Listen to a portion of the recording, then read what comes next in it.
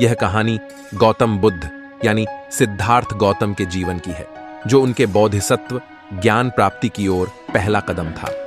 सिद्धार्थ एक राजकुमार थे और उनका जीवन विलासिता में बीत रहा था।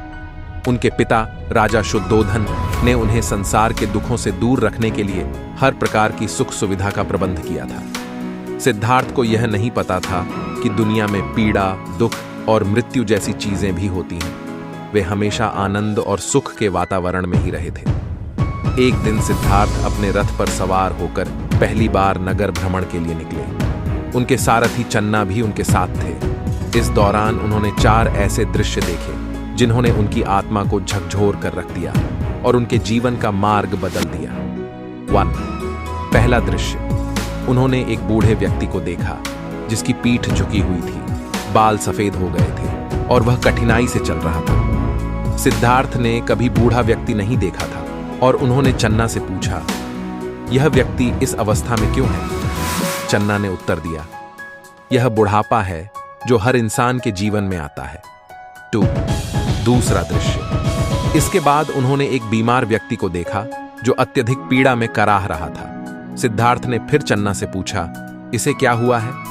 चन्ना ने कहा, यह बीमारी है जो हर इंसान को किसी न किसी समय घेरती है। 3.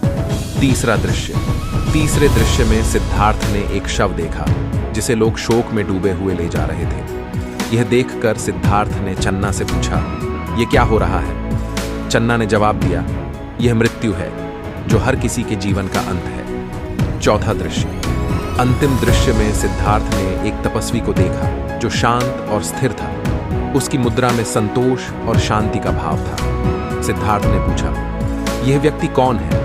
चन्ना ने उत्तर दिया, यह एक तपस्वी है जिसने सांसारिक इच्छाओं को त्याग कर मोक्ष की तलाश में जीवन व्यतीत कर रहा है। इन 4 दृश्यों ने सिद्धार्थ को गहराई से प्रभावित किया। उन्होंने पहली बार संसार के दुख, बुढ़ापा, बीमारी और मृत्यु के सत्य को समझा।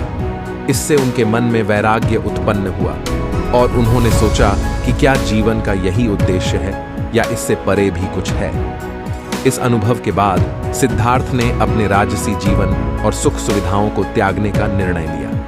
रात को चुपचाप अपनी सोती हुई पत्नी यशोधरा और पुत्र राहुल को छोड़कर वे सच्चे ज्ञान और समाधान की खोज में निकल पड़े।